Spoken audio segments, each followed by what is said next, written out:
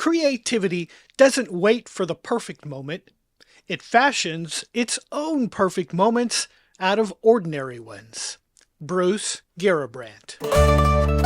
Welcome to Deep Dive Creatives, a podcast that dives into the creative process and explores what happens when people interact with that elusive thing called creativity.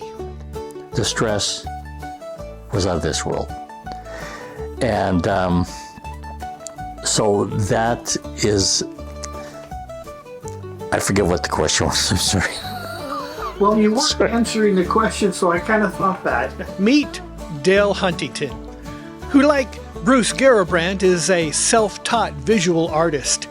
Dale is also a songwriter, a guitar player, a piano player, a woodworker, a furniture builder, a cabinet builder, a photographer, a talented traffic consultant, and a person who makes a great cup of coffee. Dale grew up in a remote town in northern British Columbia.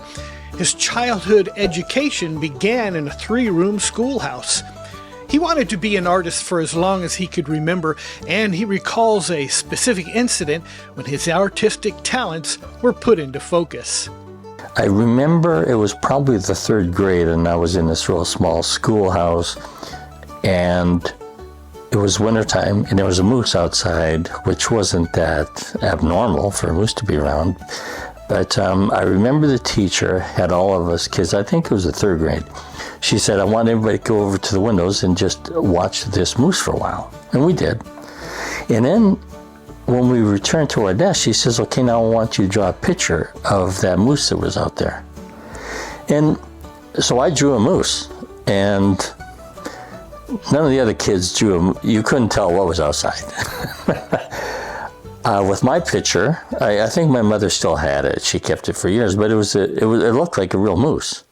And so I still remember the positive reinforcement I got from the teacher. Dale has infused his creative abilities in just about every aspect of his life. When he was working as a traffic consultant, he used toy cars to help solve a complex traffic problem.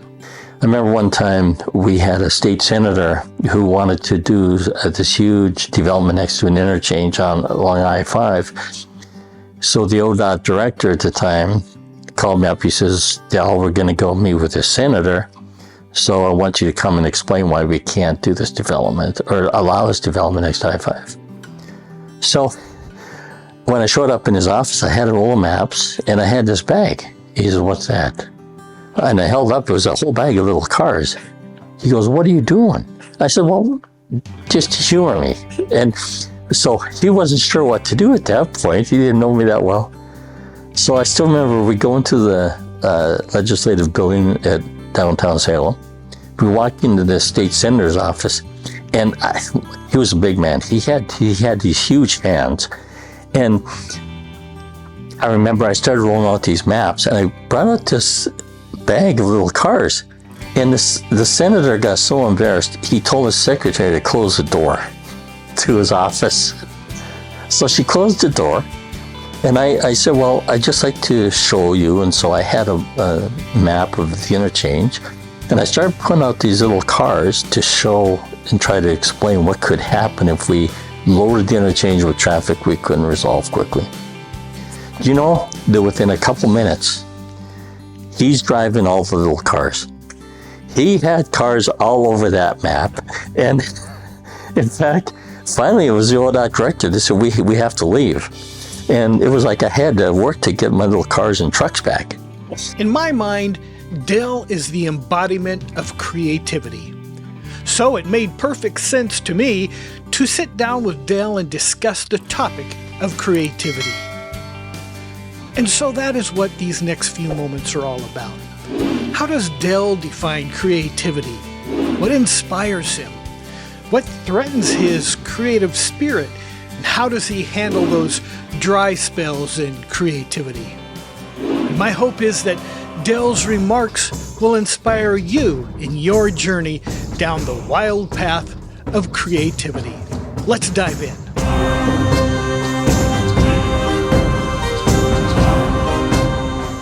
I always have to tell a story. My wife and I were in Peru, and we got to see Machu Picchu, which is an amazing place that the Spaniards didn't find, and so most of Machu Picchu remained untouched. The Incas were so amazing that I do a lot of photography as well, but I admired the fact that the slope on the roof on all these buildings that they built in Machu Picchu match, almost identical to the mountain, the slopes of the mountains behind them. Like the way it ties into nature is out of this world. It's absolutely fabulous. We'd done some research before we went. Another place I really wanted to see was a place called Pisac. So we spent this day on this mountaintop. And I got up to the top, and there's a building that just knocked my socks. I couldn't believe it. It was so incredible. And I started thinking about how this civilization had built structures and buildings that resembled some buildings I'd seen in Crimea before, while it was still part of the Ukraine. We'd been there years earlier and looked at some of the oldest cities in the world. And the way that people built things was thousands of years earlier, and now I'm looking at something that was done by the Incas probably around 1200, and the building methods are similar. And I thought, this is just amazing. I mean, there were doorways where they had drilled holes, probably with water, a jet of water, but there were holes through these rock blocks so that they could make hinges out of ropes that they would make. And I marveled at it. I was amazed at the creativity and that these peoples from different times and places built things similar. And all of a sudden, it was like I heard God speak to me. What I seemed to hear God say was from that scripture that said, God said, let us make man in our image. And he just created the heavens and the earth. And it was like God said to me, Del, when we made this stuff, we were creating. It was like God was saying, Del, when you are creative, you are being like God. And I don't suggest I'm God, but the idea that I've made you during a creative process, and part of my image is that you create. And that's an amazing gift. And so when I'm asked a definition of creativity, when God the Father, the Son, and the Holy Spirit created the heavens and earth, you know what it says in the Bible? It says, it is good. Then when they created man, they said, you know what? This is very good. So for me, a definition of creativity is, it is good. And in fact, it is very good.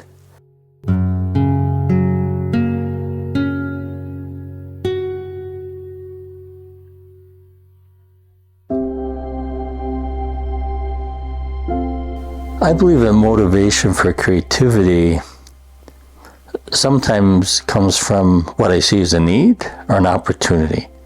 So both my parents passed away a few years ago, and I felt like I wanted to do a memorial for them. And so for my mother, I did a piano arrangement based on what songs I thought she would appreciate.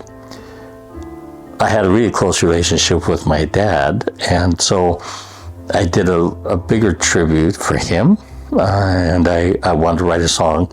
So I wrote a song for that, and I was pleased. I thought it was good. In fact, I thought it was very good. And we weren't able to have a memorial service for my parents because it happened during COVID. So about a year after they had passed, we were able to have this memorial service for them up north, up in Smithers, BC. And so we did this song up there at the end of the memorial service. And so I'm on the piano, my brother-in-law's on the bass, my brother's playing one of my guitars.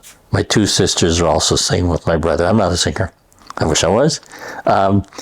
So we got doing this song, and it's it's a happy song.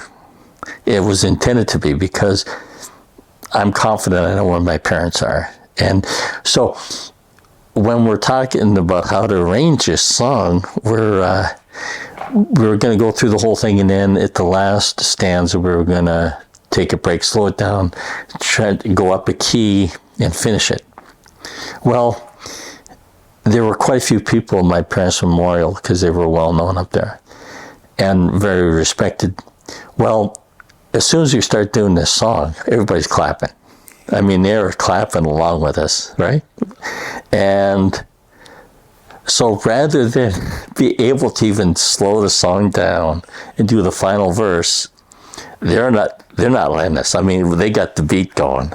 So we went with it. And we did the last stanza a couple times because I think it ends on a very positive note. In fact, the lines I came up with for this last stanza, it goes, "And we will dance before the King, and with the angels we will sing.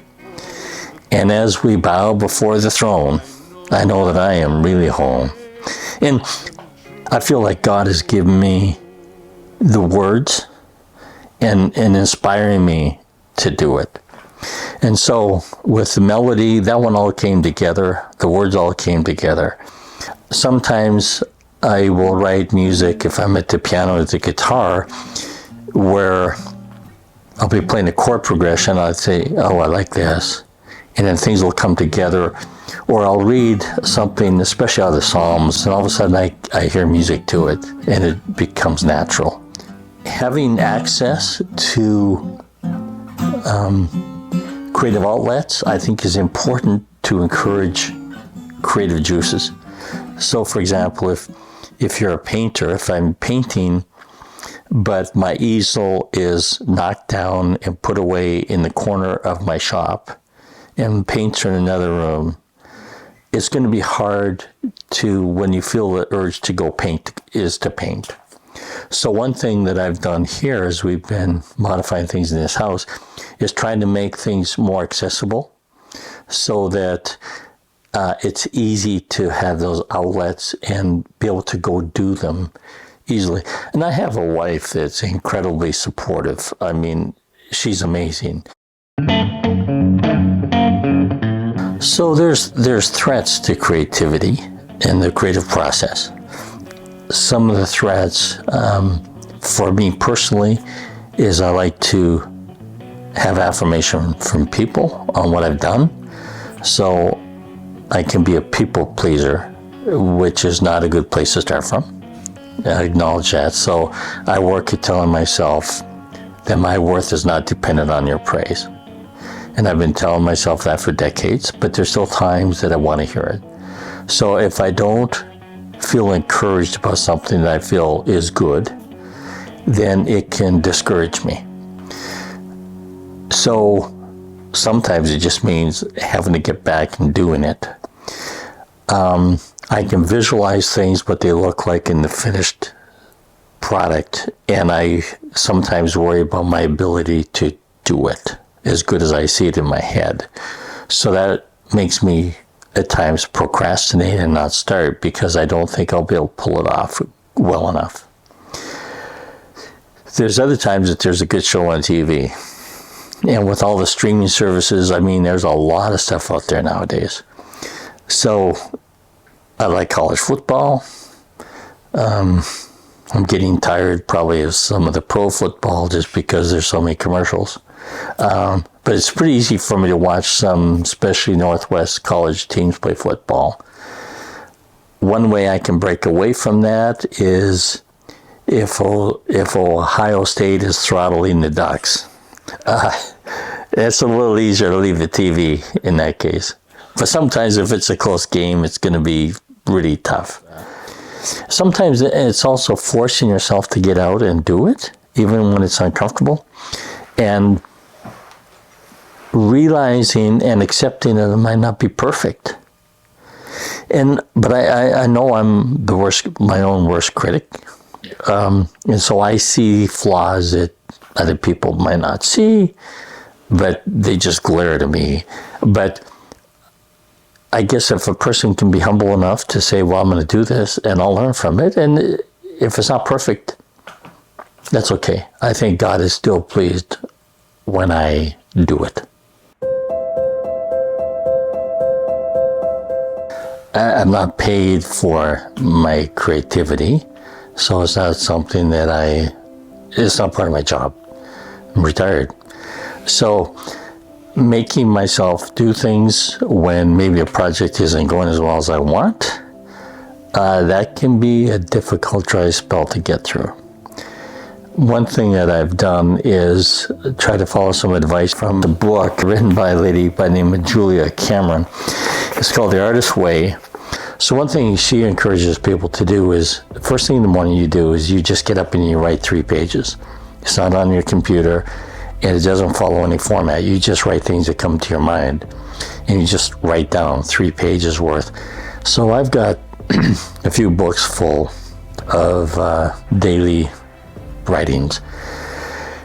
And she says, keep them private, don't share them with anybody, but it helps free your mind of things that might have bogged you down. It was interesting. I was going through a dry spell, and my wife asked me if I was still doing my morning writing, and because she knows the difference. The other thing she recommends, like in one of the exercises later on, is once a week you take yourself out on a date. You just go by yourself.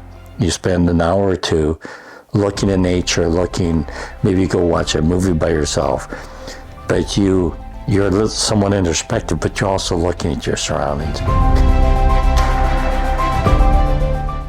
I do have a friend now that is very supportive and encourages me. He supplies me with this amazing amount of wood that he has a mill south of here, and he encourages me to take wood.